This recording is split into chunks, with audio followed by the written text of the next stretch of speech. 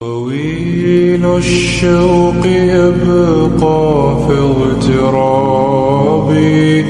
وسوسہ تو ایک طرف رہ گیا، اگر وہاں شیطان بھی آئے تو ٹک نہیں سکتا، تو بھاگ جاتا ہے، وہ تو بھاگ جاتا ہے، شیطان بھاگ جاتا ہے۔ حضرت سیدنا غوث اعظم رضی اللہ تعالیٰ عنہ کے پاس آیا تھا، شیطان حضور غوث پاک کے پاس آیا تھا، آتا ہے پر اللہ والوں کے پاس ٹکتا نہیں، آ جاتا ہے ٹکتا نہیں۔ حضور غوث اعظم رضی اللہ تعالیٰ عنہ نے 40 سال اللہ کی عبادت کی، 40 سال۔ یہاں بھی لوگ بڑے پریشان ہو جاتے ہیں، کیسے جی کیسے کر لی؟ تو میں نے کہا قرآن پڑھو، والذین یبیتون لربہم سجدا وقیاما، وہ راتیں گزار دیتے ہیں اپنے رب کے لیے سجدہ کرتے اور قیام کرتے۔ تو یہ قرآن کی نص نے جب بیان کر دیا، تجھے کیسے شک ہو گیا؟ یہ قرآن کی نص بیان کر رہی ہے کہ اللہ کے کچھ بندے راتیں سجدے اور قیام میں گزار دیتے۔ حضور غوث اعظم نے 40 سال عشاء کے وضو سے فجر کی نماز ادا فرمائی۔ تو ایک دن آسمان پہ نا ایک چھوٹا سا بادل کا ٹکڑا آیا، معاذ اللہ ثم معاذ اللہ۔ وہ کہنے لگا عبد القادر میں تیرا رب ہوں۔ اس کے اندر سے آواز آئی، میں تیرا رب ہوں، تو نے بڑی عبادت کر لی، اب تو بے شک پڑھ بے شک نہ پڑھ۔ کئی ملنگوں کو معاف نہیں ہو گئی معاذ اللہ کہ بے شک پڑھ بے شک نہ پڑھ، عام اجازت ہے۔ تو حضور غوث اعظم رضی اللہ تعالیٰ عنہ فرمانے لگے اعوذ باللہ من الشیطان الرجیم۔ جب آپ نے یہ پڑھا تو وہ سامنے آ کے کھڑا ہو گیا، کہنے لگا عبد القادر آپ کو کیسے پتہ چلا کہ میں شیطان ہوں؟ تو آپ فرمانے لگے پاگل، مجھے کیسے پتہ نہ چلتا؟ جس رب نے اپنے پیارے حبیب علیہ السلام کو نماز معاف نہیں کی، اس نے عبد القادر کو کیسے معاف کر دی؟ جب حضور کے لیے یہ حکم نہیں آیا کہ محبوب چاہے پڑھو چاہے نہ پڑھو، وہاں تو حکم آیا کہ محبوب تہجد بھی پڑھو، وَمِنَ اللَّيْلِ فَتَہَجَّدْ بِهِ نَافِلَةً لَكَ، نفع دے گی آپ کو، تہجد بھی پڑھے۔ تو ان کے لیے جب یہ حکم نہیں تو میرے لیے کیسے آ گیا؟ اب شیطان تھا نا، تو اس نے پھر ایک اور چال چلی، یہ باز نہیں آتا، ہم باز آ جاتے ہیں کئی دفعہ، اس کے پیچھے پیچھے چلنے لگ جاتے ہیں، لڑ کے تھک جاتے ہیں، وہ نہیں تھکتا، وہ نئی سے نئی چال، نئی سے نئی چال، اس کا نیا سے نیا روپ، من الجنت والناس، جنوں میں سے بھی اور اس کے نئے سے نئے روپ ہوتے ہیں۔ اس نے ایک نیا روپ دھار لیا، کہنے لگا عبد القادر 300 ولی میں نے اسی طرح گمراہ کیے، آپ چونکہ عالم تھے تو آپ کے علم نے آپ کو بچا لیا۔ تو غوث اعظم فرمانے لگے نئے روپ سے آئے ہو؟ کہنے لگا 300 میں نے گمراہ کیے، یہ تو آپ عالم تھے تو بچ گئے، آپ جانتے تھے تو بچ گئے، میں نے 300 گمراہ کیے۔ تو حضور غوث اعظم فرمانے لگے پھر گمراہ کرنے لگے ہو نیا روپ دھار کے؟ مجھے میرے علم نے نہیں بچایا، مجھے اللہ کے فضل نے بچایا ہے۔ کئی عالم بھی تو گمراہ ہو جاتے ہیں نا، مجھے میرے علم نے نہیں بچایا، مجھے میرے اللہ کے فضل نے بچایا ہے۔ میرے بھائی، میرے عزیز طریقت کے مسافروں، یاد رکھو، سمجھ لو اس بات کو کہ وسوسہ آتا ہے۔ وسوسہ، 2 قسم کے مہمان آتے ہیں، 2 قسم کے مہمان۔ ایک مہمان وہ آتا ہے جو آتا ہے تو بندہ توجہ نہیں کرتا، وہ خود کہتا ہے اس نے نہیں میری طرف توجہ کی، وہ مہمان چلا جاتا ہے، پتہ نا آپ کو۔ اور جس کو بندہ اٹھ کے سینے سے لگائے اور اس کے ساتھ گفتگو شروع کر دے، وہ مہمان جاتا ہے تو بیٹھا رہتا ہے، وہ تو نہیں جاتا۔ تو وسوسہ آتا ہے، جو تو توجہ نہ کرے اس کا چلا جاتا ہے، اور جو سینے سے لگا لے، سوچنے لگ جائے، غور کرنے لگ جائے، اس کا وسوسہ بیٹھ جاتا ہے، اسی کے پاس رہتا ہے، دوستانہ کر لیتا ہے، کئی دفعہ تو بالکل مکان ہی ساتھ بنا لیتا ہے، ہر وقت کوئی نہ کوئی بات کان میں، ہر وقت کوئی نہ کوئی بات کان میں۔ کیوں وسوسہ آتا ہے؟ تجھے کیسے آ گیا؟ اس کا یقین کامل ہو، اسے وسوسہ کیسے آئے؟ جس کی توجہ سیدھی ہو اسے وسوسہ نہ چھڑ یار دا بوہا، نہیں تے ہو جاویں گا روگی، جیڑی بکری اجڑوں وچھڑی او بگیاڑا جوگی۔ یہ تو بھئی تو اگر اندر رہتا، صحبت کے اندر رہتا، چھتری کے نیچے رہتا، تو پھر وسوسہ تجھے کیسے وسوسہ کس طرح تیرے پاس آیا؟ وسوسہ اس کے پاس آتا ہے جو وسوسے کی جانب توجہ کرتا ہے۔ بہت زیادہ لوگوں کو بدگمانی ہونے لگی ہے، بہت زیادہ وسوسے آنے لگے ہیں، بہت زیادہ خیال ہونے لگا ہے، بہت زیادہ توجہ ہونے لگی ہے، بڑی لوگوں کا معیار اس طرف جائیں، ہر چوتھا آدمی آ کے کہتا ہے برے خیالات آتے ہیں۔ کیوں بھائی برے خیالات آتے ہیں؟ کیسے آ گئے؟ ہمارا تو دل ہی ایک ہے اور دل میں یار بھی ایک ہے، دوسرے کے لیے جگہ ہی کوئی نہیں، تو وسوسہ کیسے آئے گا؟ ہم تو اس کے دیدار سے ہی آج تک فارغ نہیں ہوئے، تو غیر کی طرف دیکھ کیسے لیا؟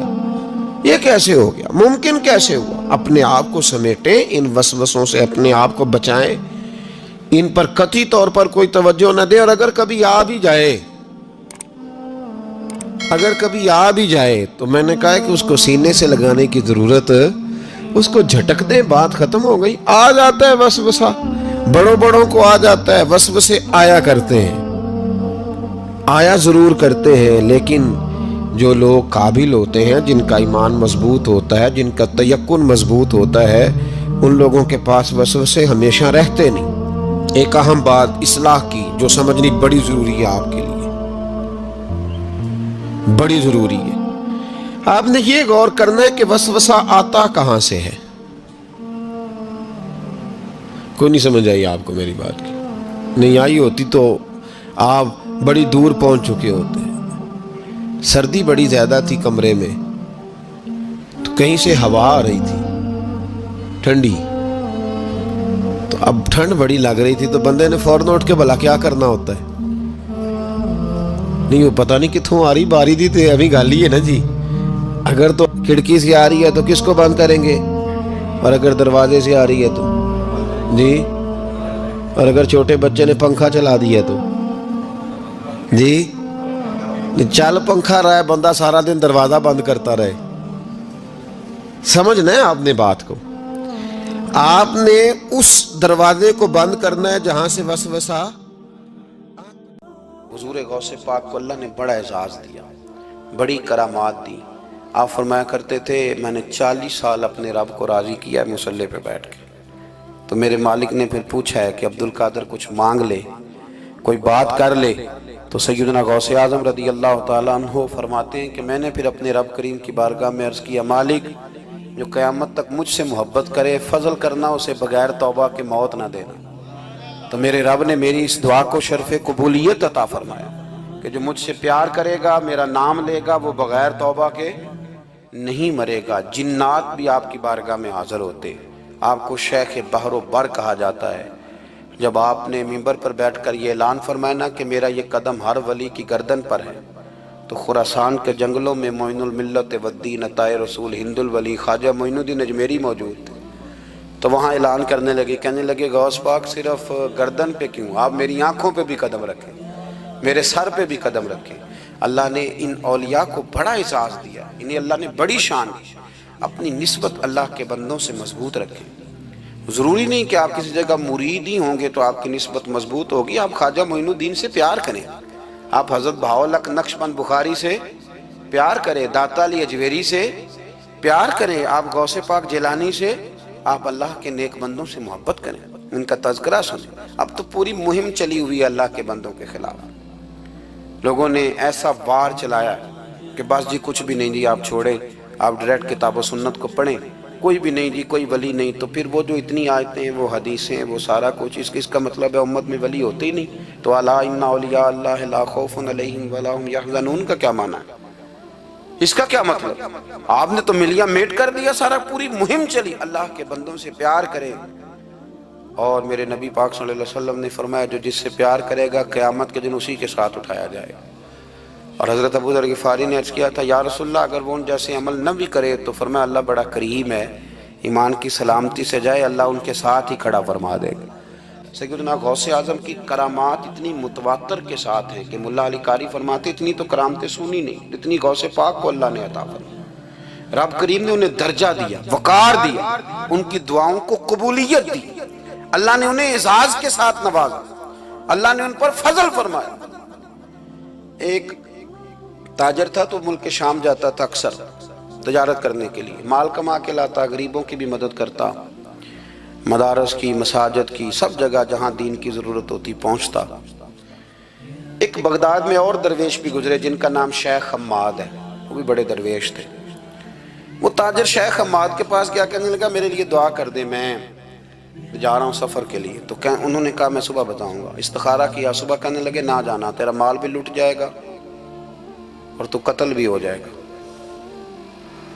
وہ بڑا پریشان ہوا, حضور غوث پاک کے پاس گیا, کہنے لگا حضور وہاں بھی میں نے کہلا بھیج دیا ہے, سامان میرا پڑا ہے, جاؤں گا نہیں, پیمنٹ نہیں کروں گا, ملے گا نہیں تو خسارہ ہو جائے گا, مہربانی فرمائے. غوث پاک نے مراقبہ کیا اور میں تو جا اللہ خیر کرے گا, تو جا اللہ خیر کرے گا.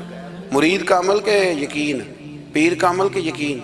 چلے آپ فیصلہ کر لیں تو میں آگے بڑھتا ہوں. حضرت غوث اعظم رضی اللہ تعالیٰ عنہ نے مرید سے کہا تو جا اور اللہ خیر کرے گا. وہ گیا, کہتے میں نے پیمنٹ کی, مال لیا, واپس آیا. گھوڑوں کا سفر تھا, رستے میں رات کو ایک جگہ سویا, خواب دیکھتا ہوں. خواب میں ڈاکو آ گئے, انہوں نے پہلے مال لوٹا, پھر مجھے قتل کیا, اور جب میرے گردن پر انہوں نے خنجر چلائی, خواب دیکھ رہا تو میری فٹافٹ آنکھ کھل گئی, اور جب میری آنکھ کھلی تو میں اسی وقت ہی رخت سفر باندھا, سر پٹ گھوڑے دڑائے, کچھ رات کو کچھ دن کو, سویرے بغداد پہنچ گیا. کہتے خیال تھا کہ پہلے غوث پاک کے پاس جاؤں گا, لیکن پہلے شیخ حماد سے ملاقات ہو گئی. میرا چہرہ دیکھا, پریشان تو دیکھ کے مسکرائے, فرمانے لگے بھی تیرا پیر بڑا شاندار ہے, تیرا پیر بڑا شاندار ہے. وہ کام جو حقیقت میں ہونا تھا نا, حقیقت میں انہوں نے دعا کی ہے تو رب کریم نے اسے خواب بنا دیا ہے. ان کی دعا کی برکت سے اللہ نے اسے, اب میں بات مضبوط کرنا چاہتا ہوں تو میں ایک حدیث پاک بھی پڑھ دوں. لوگ کہیں گے جی مرنے والا بھی بچ جاتا ہے, عمر بھی بڑھ جاتی ہے. مشکات کی حدیث ہے, ترمذی میں بھی موجود ہے. نبی پاک صلی اللہ علیہ وسلم نے فرمایا اگر تم چاہتے ہو رزق بھی بڑھ جائے, عمر بھی لمبی ہو جائے, تو اپنے رشتہ داروں سے اچھا سلوک کرو. اس کا مطلب ہے کہ عمر بڑھ جاتی ہے, موت کچھ وقت کے لیے ٹل بھی جاتی ہے. حضور غوث پاک رضی اللہ تعالیٰ عنہ نے نبی پاک صلی اللہ علیہ وسلم کی اتباع میں وقت گزارا ہے. کچھ بندے اللہ کے بڑے خاص ہوتے ہیں. حضور غوث پاک رضی اللہ تعالیٰ عنہ کو اللہ نے اعزاز عطا فرمایا, شان عطا فرمائی کہ غوث اعظم درمیان اولیاء جو محمد درمیان انبیاء. اس طرح نبیوں میں رسول کریم کا مقام ہے نا, اس طرح ولیوں میں غوث پاک جیلانی کا مقام ہے. حضور غوث پاک رضی اللہ تعالیٰ عنہ کو اللہ نے کئی اعزازات دیے. سب سے بڑی بات یہ کہ اللہ نے انہیں کرامات عطا کی. کرامت دین کا پورا ایک حصہ ہے. ہمارے یہاں نا لوگ کہتے ہیں اخلاق بیان کریں جی, وہ کہتے کیا تھے, کرامت کیا ہوتی؟ بھئی کرامت تو قرآن پاک نے بیان فرمائی. آصف بن برخیہ جناب بلقیس کا, ملکہ بلقیس کا تخت لائے تھے. یہ اللہ نے کیوں آیت نازل کی قرآن پاک میں؟ وہ قصہ کہانی ہے کہ وہ جی تخت لائیں, یہ کیوں بیان کی؟ اور تخت آیا کس طرح آیا؟ انہوں نے کہا کہ آنکھ جھپکنے سے پہلے آ جائے گا. پھر آیا کہ نہیں آیا؟ ان سے پوچھا یہ کیسے آیا؟ کہنے لگے ھذا من فضل ربی. او سنگیو, صرف حضرت سلیمان علیہ السلام کا امتی تخت لا سکتا ہے, نبی پاک کا غلام نہیں لا سکتا. یار آپ نے کرامت کا انکار کر کے اپنے آپ کو کمزور کر لیا. اور نہیں جی نہیں, یہ کیسے ہو, کیا مطلب ہے اس کا؟ آپ سورہ نمل روز پڑھیں اور جناب سلیمان علیہ السلام کے امتی کی شان بیان کرے کہ وہ آنکھ جھپکنے سے پہلے 80 گز اونچا, 80 گز چوڑا, 80 من وزنی تخت آنکھ جھپکنے سے پہلے لے آئے. کسی بندے کا ایمان خراب نہیں ہوتا. اور میرے غوث پاک جیلانی, یہ وہ بندے ہیں جن کے بارے میں نبی پاک نے فرمایا کہ میری امت کے علماء بنی اسرائیل کے نبیوں کی طرح ہیں, امتیوں کی طرح نہیں. کن کی طرح؟ نبیوں کی طرح, نبیوں کی طرح. حضرت غوث پاک رضی اللہ تعالیٰ ہم کو ملانگ لوگ نہیں ہیں الحمدللہ تعالی. ہم تو غوث پاک کی کرامت بھی مانتے ہیں پر قرآن و سنت کی اینک لگا کے مانتے ہیں. یہ میری بات سمجھ لیں. حضرت غوث پاک رضی اللہ تعالیٰ عنہ طالب علموں کو سبق پڑھا رہے تھے, تو سبق پڑھاتے پڑھاتے نا ہاتھ آگے بڑھایا, تو اچانک ہاتھ واپس آیا تو گیلا ہو گیا تھا سارا. تو شاگرد بھی بڑے سیانے ہوتے ہیں, انہوں نے سبق چھوڑ دیا, استاد جی کے گیلے بازو کو دیکھنا شروع کیا. حضور یہ کیا ہے؟ تو غوث پاک بھی غوث پاک تھے. ہر بندے کا ہاضمہ اتنا اچھا نہیں ہوتا کہ اس کو ہر بات ہضم ہو جائے. کئیوں کو بدہضمی بھی بڑی سخت ہوتی ہے، کھٹے کھٹے ڈکار آتے ہیں بات سن کے، کانوں سے دھواں بھی نکلتے ہیں کئی دفعہ. تو انہوں نے پوچھ لیا فٹافٹ کہ حضور یہ کیا ہوا؟ تو غوث پاک کو پتا تھا کہ سب کا ہاضمہ ٹھیک ہے. میاں صاحب نے بھی کہا تھا خاصاں دی گلامہ آگے نہیں مناسب کرنی.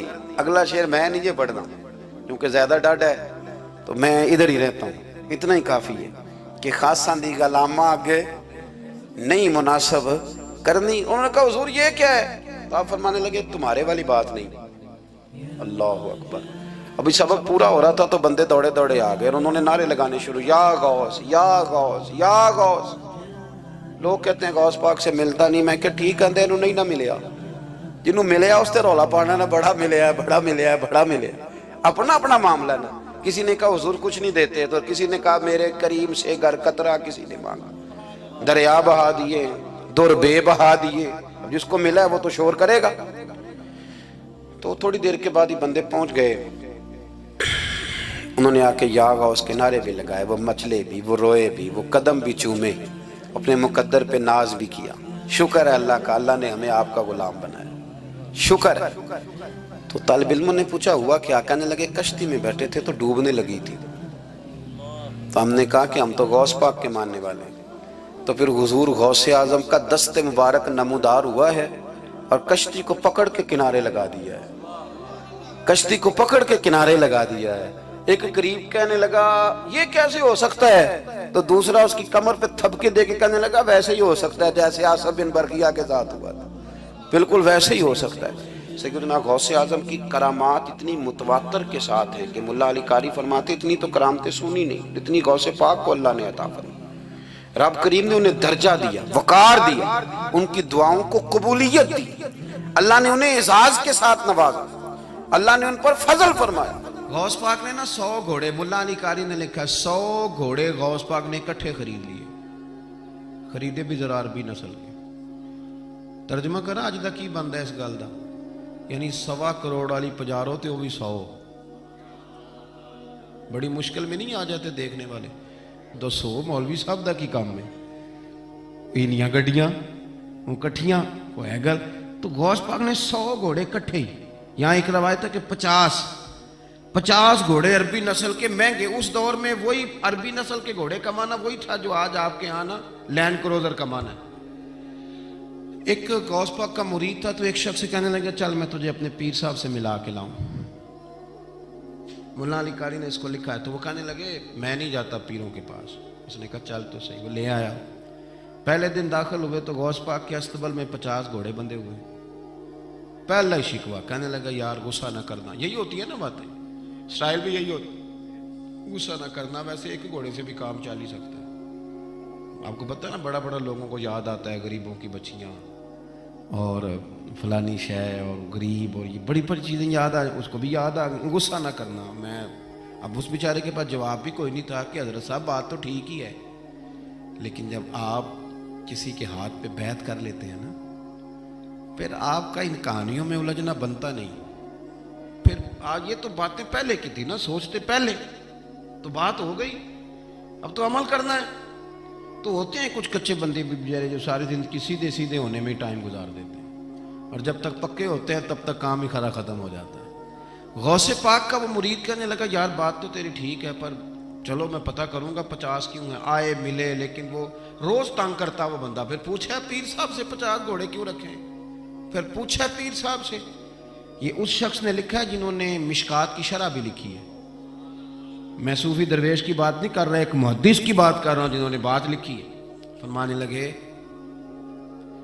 وہی بندہ اعتراض کرنے والا بیمار ہو گیا، جگر میں کوئی ایسی تکلیف ہوئی کہ بغداد کے سب سے بڑے طبیب نے کہا کہ تیرا علاج صرف ایک صورت میں ممکن ہے کہ عربی نسل کا گھوڑا ہو، اسے ذبح کریں گے، اس کا جگر نکالیں گے، وہ تجھے کھلائیں گے دوائی میں، اور 50 گھوڑے ہوں گے تو ٹھیک ہوگا. اب مسئلہ جب یہاں تک پہنچ گیا تو مرتا کیا نہ کرتا.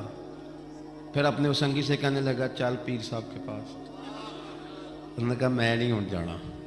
اس نے کہا نہیں تیری مہربانی، تو کوئی کسی اور چیز پہ بیت اللہ کا واسطہ.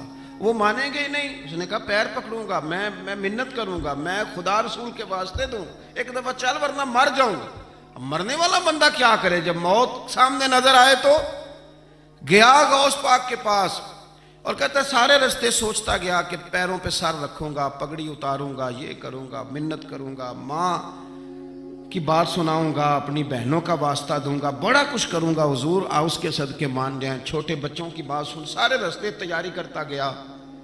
لیکن جب غوث پاک جیلانی کی ڈیوڑی میں قدم رکھا تو شیخ عبد القادر جیلانی دیکھ کے مسکرائے، فرمانے لگے او یار تجھے بڑا شکوہ تھا میرے گھوڑوں پہ، اصل میں نا تو ایک دن میری گلی سے گزر رہا تھا، میں نے تیرے ماتھے پہ نظر ڈالی تو سمجھ آ گئی تو بیمار ہو جائے گا اور تیرا علاج بھی 50 گھوڑوں سے ہوگا، میں نے 50 کیا کرنے تھے، میں نے تو تیرے لیے منگا کے رکھے ہوئے ہیں. کچھ تو مجبوریاں رہی ہوں گی، یوں ہی کوئی بے وفا نہیں ہوتا. او خدا کے بندے تیرے لیے رکھے ہیں، فرمایا چارہ ڈالنے کی بھی ضرورت نہیں، وہ میرے مرید ہی ڈالیں گے، تو روز آیا کر ایک لے جایا کر، اپنا علاج کرا. کہنے لگا حضور مرید کر لیں، فرمانے لگے جو اتنے امتحان لے کے بیعت کرے اسے نہیں کیا کرتے، تو مرید ہی ہے، تو لے جا. طويل الشوق يبقى في اغترابي